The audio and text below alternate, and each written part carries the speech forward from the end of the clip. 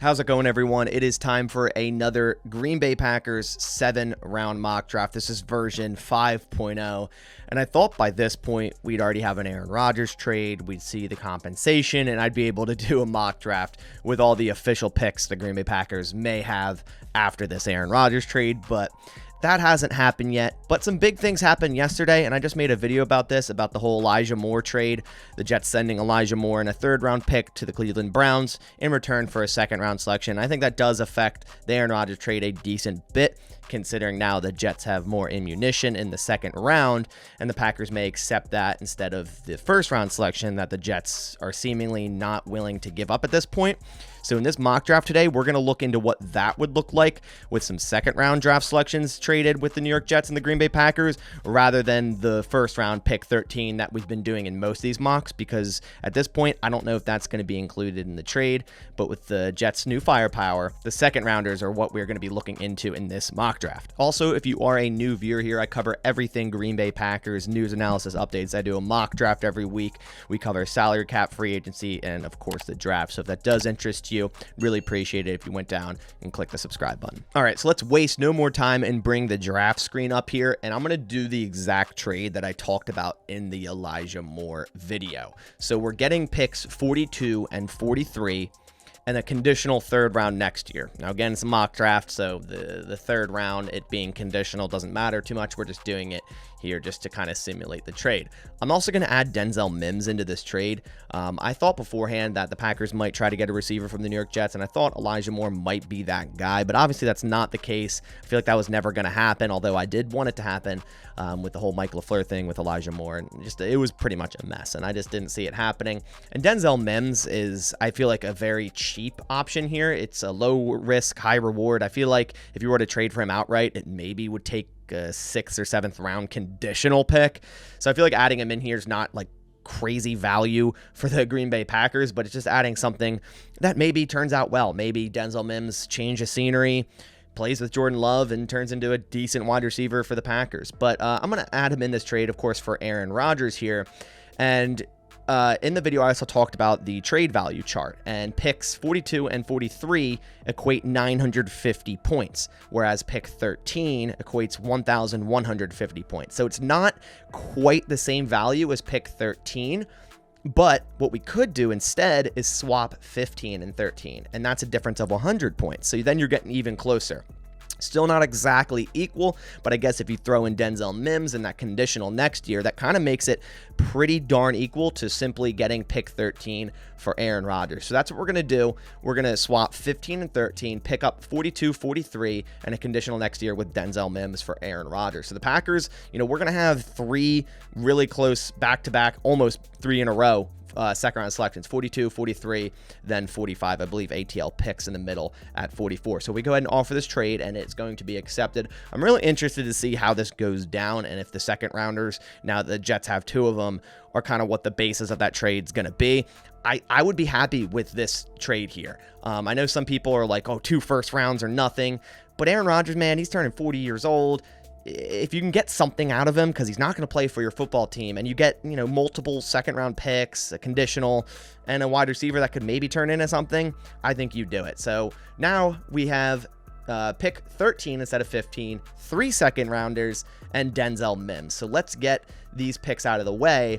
Now, in theory, now that we're at 13 and have 3 second round picks, the Packers could trade up into the top 10. And judging by the trade value chart, the Packers could jump from 13 up to 7 with just giving up one of the second round draft selections. And considering in this scenario they have 3, that definitely is plausible. So I'm going to let this run. But if someone like Will Anderson falls to 7 or something, I may think about trading up there. All right, so Will Anderson did not fall to 7. He went at number 3 like he should. Bryce Young goes number 1 to the Carolina Panthers. CJ Stroud at 2 to the Texans. Will Anderson, 3 to the Cardinals. Anthony Richardson at 4 to the Colts. Tyree Wilson at 5 to the Seahawks. Christian Gonzalez at 6 to the Lions. Jalen Carter fell all the way to 7. So, if he fell even more, it might even be a pretty crazy idea to trade up for Jalen Carter. I know there's a lot of character concerns surrounding him and a couple legalities there, but still a really good player. Will Levis at 8. Peter Skoronski at 9 to the Bears. Devin Witherspoon at 10 to the Eagles. 11, Quentin Johnston to the Titans. And Paris Johnson Jr. to the Texans. Now we're sitting on the board at 13. 13, and some players on the board, JSN, Kalijah Cansey, Brian Branch, LVN, Joey Porter Jr., Dalton Kincaid, who didn't test in the combine and today was not testing in his pro day either. So I think he will fall just based off not testing at all. Deonte Banks, Brian Brzee, Nolan Smith, Miles Murphy. So a player I see more and more likely being drafted to the Green Bay Packers is Jackson Smith-Njigba. And I know I've drafted him in plenty of mock drafts, and that's because I love the fit. And I know there's going to be a comment, oh, the Packers never draft a wide receiver in the first round. And I get that, but that was with Aaron Rodgers on the team. And I've said this multiple times. The irony is, you know, the moment they get rid of Aaron Rodgers, they probably will draft a receiver in the first round and get Jordan Love some help. I mean, the wide receiver room is extremely young. And yeah, sure, adding another wide receiver that's young, 21 years old, isn't necessarily adding a veteran, but I think they'll do that as well. But they don't have a pure slot receiver right now. Christian Watson and Romeo Doubs, super excited for their sophomore seasons.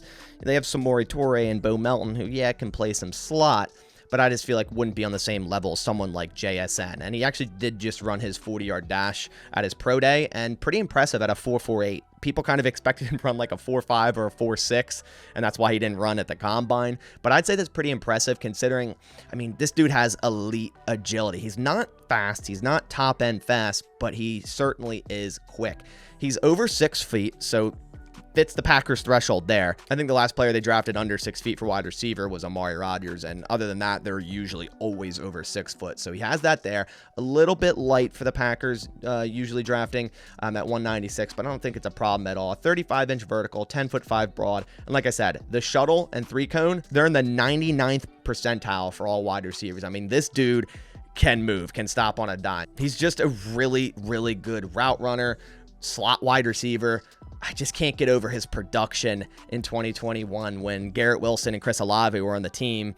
It is said that Jackson Smith-Njigba was the best wide receiver that year. Even I think Garrett Wilson, or it was either one of Wilson or Olave, said that themselves. So, you know, for me, I feel like this is a good pick for the Green Bay Packers.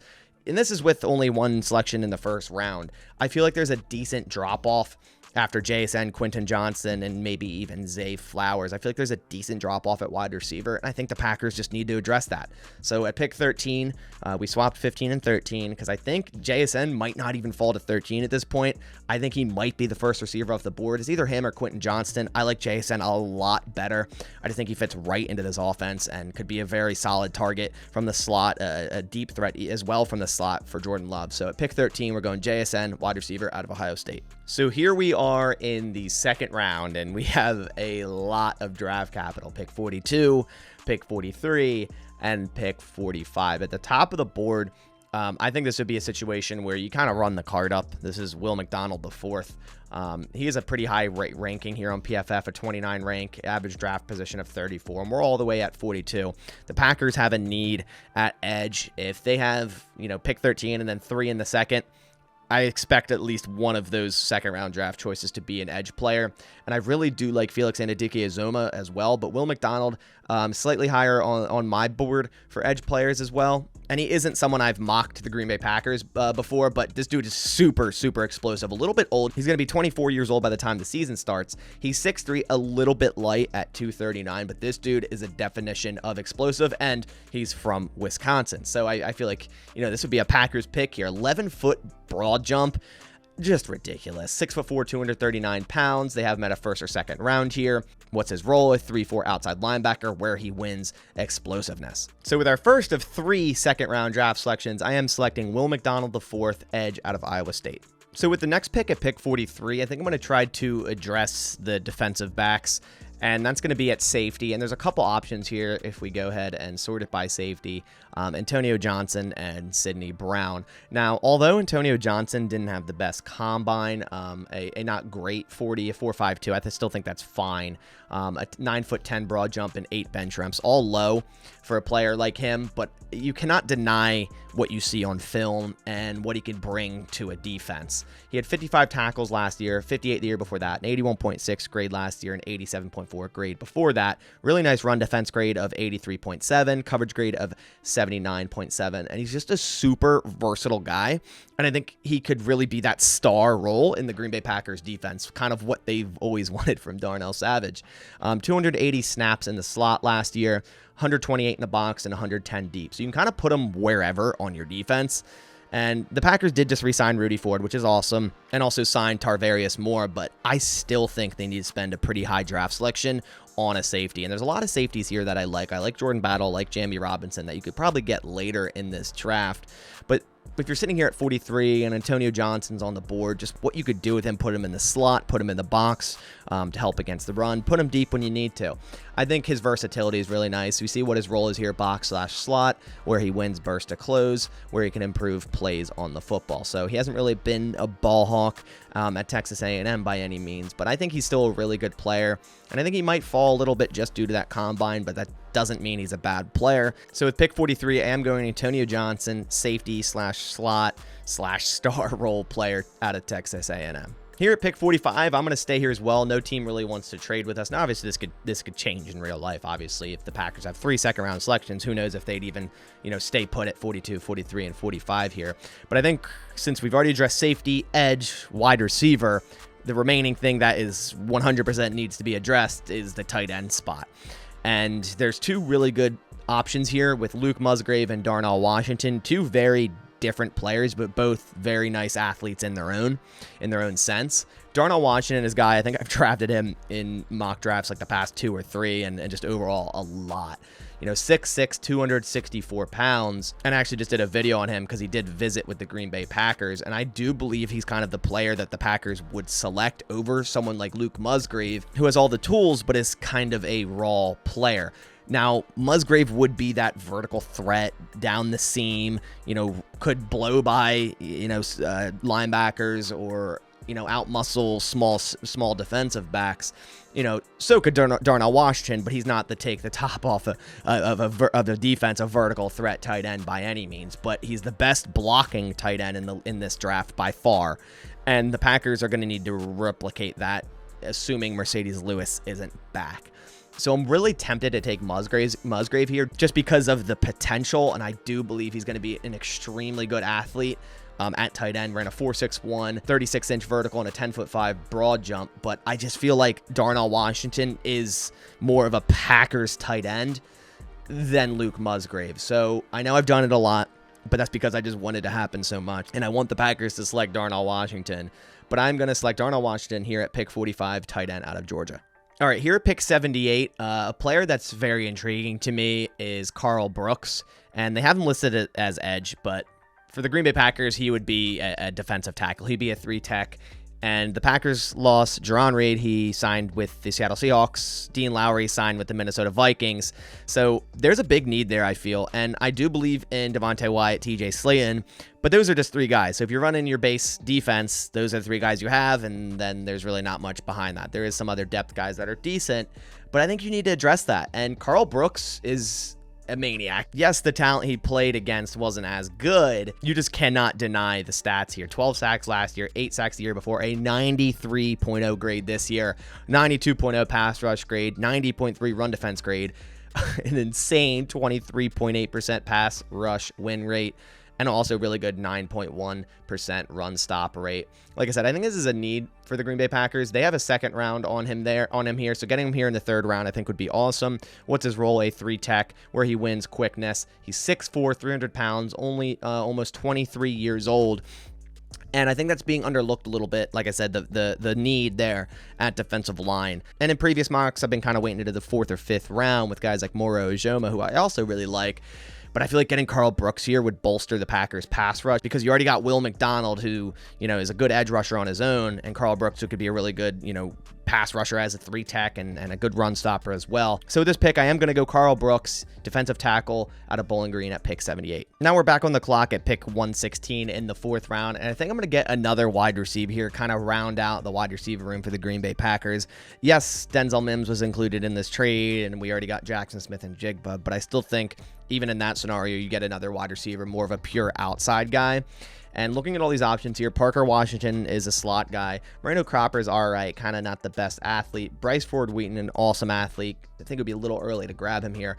Xavier Hutchinson, an okay athlete, kind of a, more possession type of guy, 6'2", 203 pounds here. But someone that's very intriguing is Andre Iosivas here. He fits every single threshold that the Green Bay Packers usually like.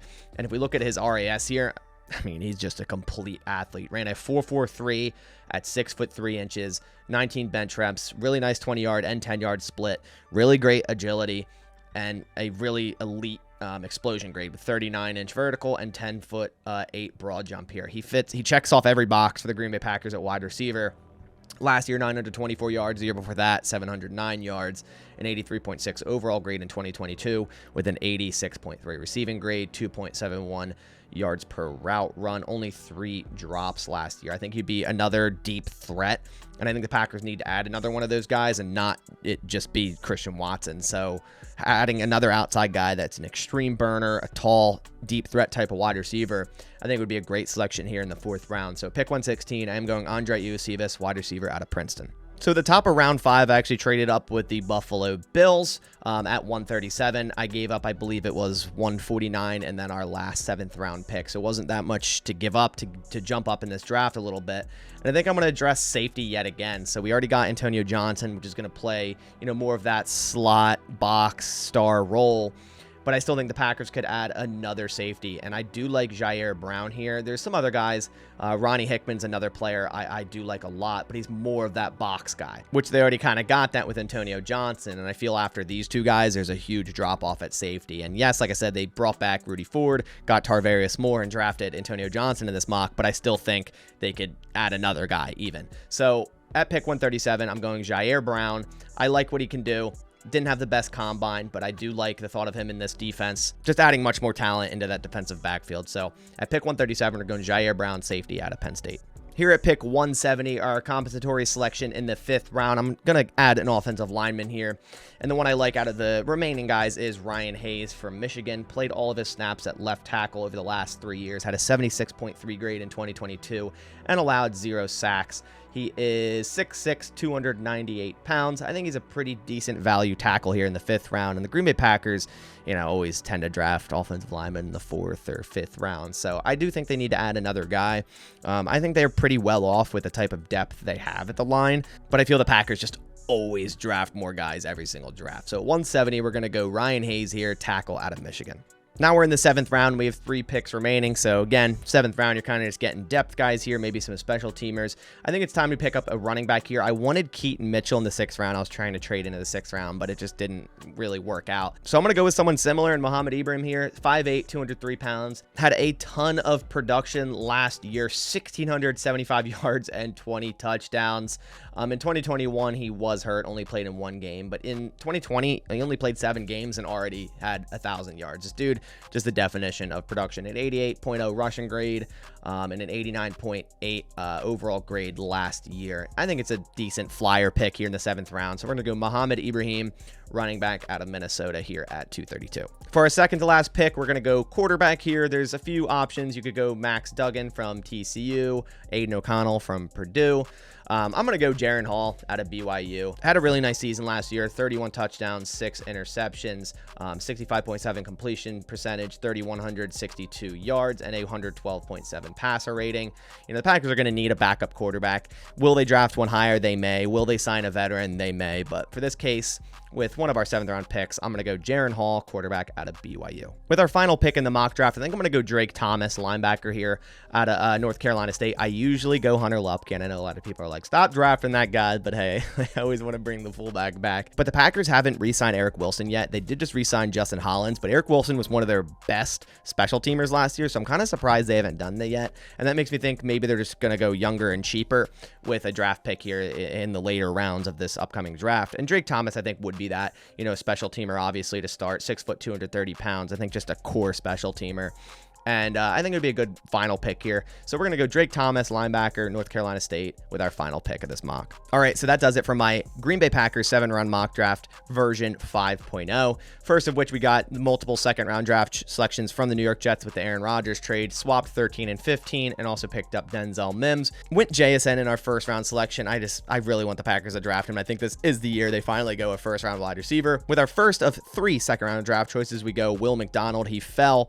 I think he's good value, tremendous value there at 42. Antonio Johnson at 43, which I know a lot of people don't really like, but I feel like this guy could be the star role that we've been waiting for in this defense at slot, box, deep safety, whatever it may be. And I think he could be a player that you move around a lot and do a lot of different things with. Then at 45, we go Darnell Washington. I feel like I've been drafting this guy a lot recently. That's because I'm trying to speak it into existence. I would love the thought of him in this offense, just as a blocker, as a threat, as a receiver threat as well. Just super athletic and just a monster of a human. Carl Brooks at pick 78. Haven't drafted him in a mock yet. And the more I look at him, the more I'm like, ooh, I kind of would like to see this guy in the green and gold. It would fit right in as a 3 tech. The Packers are kind of light there right now after losing Jerron Reed and Dean Lowry. Then at round 4 at 116, Andre Iosivas checks all the boxes for the Green Bay Packers in terms of wide receiver, tall, fast. You know, if they already got JSN as a slot receiver, they need to get a speedy outside wide receiver, and I think Iosivas is exactly that. Then in round 5, we go with another safety here, and Jair Brown didn't test too great at the combine. I feel like no safety really did.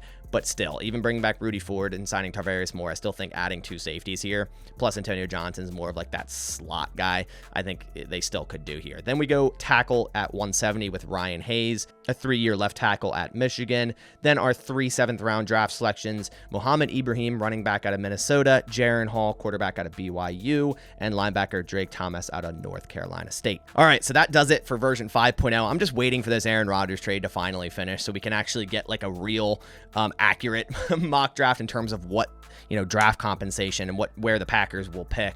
Because, now that the Jets have multiple second-round picks, I think it will involve maybe not both of them, but definitely at least one of them, and then maybe some other things as well, conditionals and whatnot. But we're not there yet. We don't know exactly what it will be. But of course, when it does come out, I'll release a mock draft right away with all that official draft picks there for the Green Bay Packers. Let me know what you thought of this mock draft. Last week's I really, really loved. I don't know if I'm going to be able to top that, but I also like this one too. I think it hits a lot of needs on the Green Bay Packers, and there's a lot of good talent in this class. But that about does it for this video. I appreciate everyone watching. Catch you on the next one, and as always, go Pack Go.